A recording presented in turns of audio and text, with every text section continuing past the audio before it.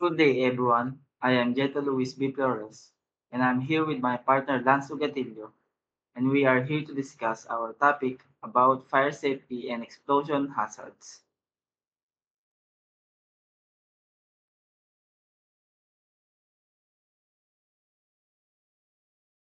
Introduction to the common cause of fire.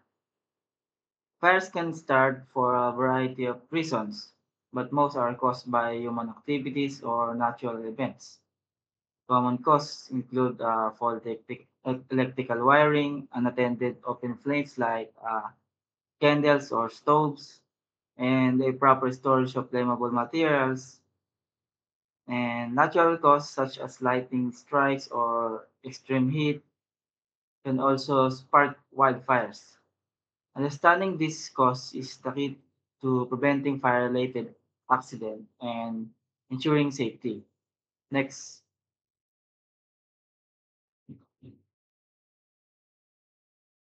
next is the fire triangle, which has three components, which is the heat, oxygen, and fuel. Fire need three essential elements to ignite and continue burning.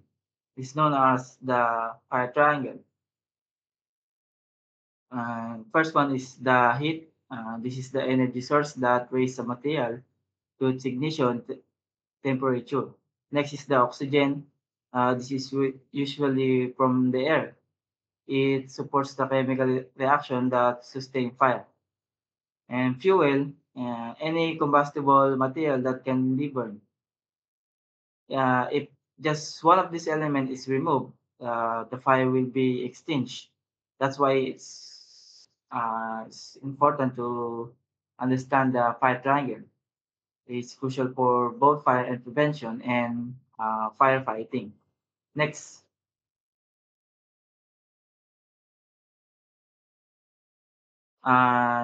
next is the common cause of workplace fires. Workplace fires are serious threat that can lead to injuries, property damage, and business disruption. Many of these fires caused by preventable factors such as electrical faults, careless handling of flammable materials, and human error. Recognizing the common cause of workplace fires is essential for improving safety and protecting both people and property. Uh, One example, these are the example, faulty electrical equipment. Ito yung mga nag-o-overload na circuits and yung mga damaged wiring and yung mga malfunctioning appliances na madaling mag-spark at mag-cause ng apoy. Next, yung proper storage of flammable materials. Ito yung mga flammable liquids or gases na ah, malapit sa heat na pwede mag-source ng pag-increase ng fire risk, human error. Ito yung mga accident na halimbawa naiwan yung mga equipment na naka-on o yung nag-spill ng mga flammable substance o yung mga pagiging, careless na pagiging careless sa smoking na puwedeng mag-cause ng pag-ignite ng apoy. Overheated machinery, ito yung mga machine na hindi siya properly maintain na nagko-cause ng overheat at nagka-catch ng fire. Next.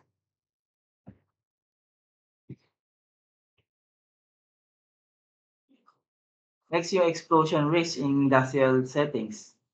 Explosion in industrial settings pose to significant dangers to both workers and infrastructure. This incident often occur suddenly and with great force, causing serious injuries, fatalities, or costly damage. Understanding the common cause of explosion, such as flammable gases, combustible gas, and equipment failure, is essential for maintaining a safe working environment. By identifying risks and implementing strict safety measures, industries can help prevent these devastating events. Yung mga example yung flammable gases and vapors.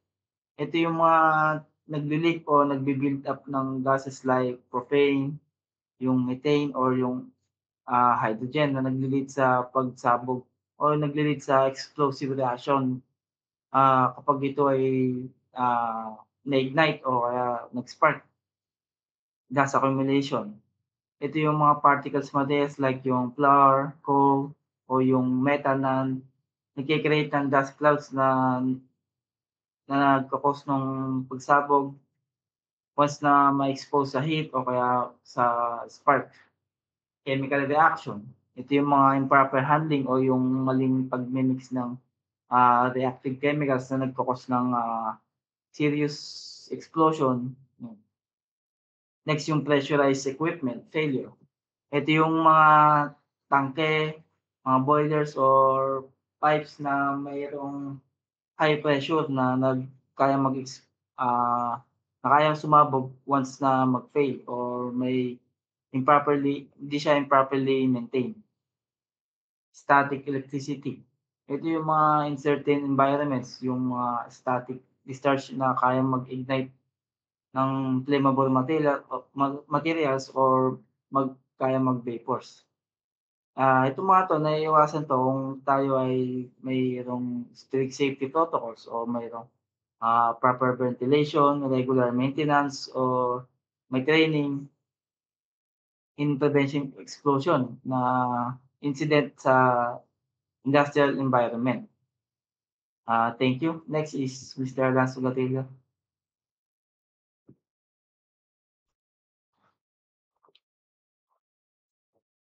So next naman po yung introduction to fire safety. So yung fire safety protects the lives and property by preventing and responding to common hazards like electrical faults and open flame.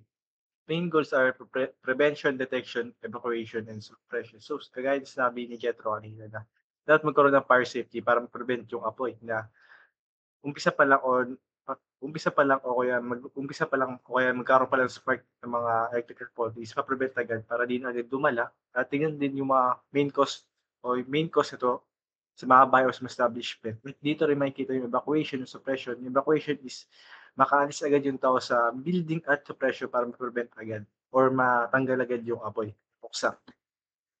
Next dito yung mga fire prevention system. So yung fire prevention system, ito yung nagde-detect katulad ng smoke and heat detectors para malaman agad kung may namumuo agad na usok na nagko-cause ng apoy. Then fire alarms para malaman agad ng mga tao sa isang establishment or sa isang bahay na may sunog na para makaalis agad sila. Then yung fireproofing materials, ito yung mga materials na magpe-prevent sa apoy o kaya ito yung mga light materials na pwede mag-cause agad ng apoy o kaya yung na heavy duty materials na magpe-prevent agad ng apoy para di agad kumalat agad. Next naman dito yung fire suppression system. Ito yung mga gamit na pwedeng magpahina agad sa apoy o maapula agad yung apoy. Katulad ng mga sprinklers na nasa kisame na nagbo-boost ng tubig, yung mga fire hose na standpipe, ito yung ginagamit ng mga bombero para kung sakaling pwedeng ma-prevent agad. Then yung mga fire extinguisher para mabilis agad mapula yung mga apoy sa mga bagay-bagay. At yung mga fire extinguisher, ba't ginagamit sa iba't ibang uri ng gamit? May mga fire extinguisher na para sa computer, para sa mga kahoy, at para sa mga flammable liquids. Next naman dito yung emergency evacuation plan. So, nakita sa picture yung fire escape plan. So, nandito nakasulat dito yung mga design exit and escape routes. Then kung saan makikita kita yung mga assembly areas and compatibility. Nagkaroon din dapat ng emergency lighting and signage and accessible consideration. So, dito nakadesign dito yung mga escape routes o kaya mga fire exit para dali agad ma-access. Then yung mismong assembly area, kung after nila makalabas sa mismong building, isa makikita kita kung saan mag-stay yung mga tao habang nasusunog yung building or para di agad magkaroon ng casualty. Then yung emergency lighting and signage. So, ito yung mga dapat maging visible agad kung saan tatakbo yung mga tao, kung saan yung mismong fire exit. Then dapat karoon dito ng accessibility consideration na hindi naman lahat ng tao is normal. May mga PWD na dapat na i-considerate para alam nila din kung anong dapat gawin o saan pupunta. Next naman dito yung mga fire drills and training. Ito yung mga drills na ginagawa palagi sa mga establishment o kaya sa mga company. So dito mapakita yung importance ng regular fire drill. So dito rin makikita yung mga role ng fire marshal and mga safety officer na sila yung mag-aano kung anong dapat gawin at yung sila dapat yung mag-aano na mag-aapula ng apoy. So dito din mapapakita sa fire drill yung mga simulation ng real life scenario kung ano bang dapat nilang gagawin pag nagkaroon ba ng sunog. Then after magkaroon ng fire drill o after nito is mapagkaroon ng evaluation, yung post-drill evaluation, then yung improvement. So sa post-drill evaluation, titignan nila kung ano ba yung ginawa nila dun sa mismong scenario na yun, kung tama ba yung ginawa nila o kung meron pa dapat i-improve para kung sakaling magkaroon man talaga ng gano'ng sakuna is alam nila yung dapat gagawin. Alam nila yung gagawin para di agad magkaroon ng mataas na casualty at ma-prevent agad yung sunog na hindi pa lumaki. Next naman dito yung OSHA Fire Safety Standards. So sa Rule 1940, yung Fire Protection Control, so dapat sa general provision na to is na lahat ng building, all building or occupied shall be located in areas provided by or by applicable zoning regulation for the locality. So specific standard in design and construction, occupancy, and use of building and facilities shall be prescribed by the Building Code of the Philippines. Parties of building materials and fire protection equipment used in any place of employment shall be those provided for the Fire Code of the Philippines. So standards for the design and installation of indoor, outdoor general storage, sprinkler system, and fire protection system shall provide for the chaplain of the Philippine Society of Mechanical Engineering or the PSM code. So sa design and equipment requirements, so sa building design and egress, so dapat na building must be clear, mark fire exit, obstruct, escape route. So dapat yung madali agad makita yung mga fire exit, then dapat walang nakahambalang mga gamit dito kaya madali agad ma-access, walang mga nakaharang na mga bagay-bagay. Kung sakali nagkaroon ng sunog is madali itong ma-access ng mga tao at dire-diretso sila magagamit ito. Then dapat minimum 2 exit per floors para easily accessible and remote from each other na hindi agad na dikit-dikit kasi magsiksikan din naman then dapat magkahiwalay para may tibang ways yung tao na kung saan sila pupunta, na hindi lang basta isa lang dapat. Then exit door shall be swing with direction to exit and must be not linked. At not be locked during the occupancy. Dapat yung mga per exit is di nakalock na ano na siya, hindi siya nakalock para kung sakaling magkaroon man ng sunog is magamit agad at kung nakalock man ito baka mag-cause pa ito ng casualty sa mga tao. Then dapat yung emergency lighting illuminated exit light are required along paths of egress. So dapat sa way ng fire exit may kita yung mismong sign ng fire exit para alam ng tao kasi kasi pag nagkaroon ng sunog is maraming nakikita yung apoy then yung mismong usok na natatakpan. So dapat makikita agad ng mga tao kasi 'pag sobrang kapal ng usok, maaaring hindi nila makita. Pero kung illuminated yung mga exit signs, puwede nilang makita ito at makakaligtas sila. Then sa fire equipment naman, sa fire equipment requirements, so dapat i-install nila yung mga smoke detector, fire alarms, and automatic sprinkler system in high risk sa enclosed area para kung sakaling may mga room na high risk na mayroong mga gamit na puwedeng cause ng mga fires is ma-prevent agad kung ma-suppress agad yung mismong apoy. Then mag-provide din mga iba't ibang uri ng fire extinguishers sa mga accessible points para kung sakaling may gagamit is napuna agad nila yung apoy. Then yung ma-maintain dapat yung hydrants, hoses, and emergency power system where applicable para alam kung sakaling magkaroon ng sunog is magagamit din yung mga hydrants at hose kung hindi man 'to ma-maintain is hindi rin siya magagamit, naging balewala rin. May mga gamit man, pero di naman 'to maintain o kaya sira din naman is parang balewala rin. Saka dito yung mga equipments must be inspected regularly and comply sa BFP and DOLE standards. Katulad ng sinabi ko kanina na dapat ma-maintain, then expect to regularly kung magagamit pa 'to o nag-expire na ba yung mga gamit nito is para mapalitan agad at dapat ma-comply sa BFP and DOLE standards. The NFPA guidelines naman, ito yung fire code. So this comprehensive fire prevention code created by the National Fire Protection Association. So kino-cover ito yung mga fire prevention practice o dapat gawin. Yung mga fire department access, then yung mga building maintenance for fire safety, requirements for fire alarms, extinguishers, sprinklers, and other protection system.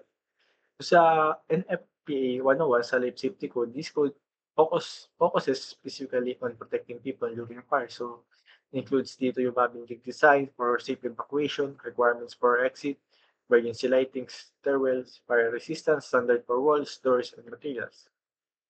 Thank you po sa pakikinig.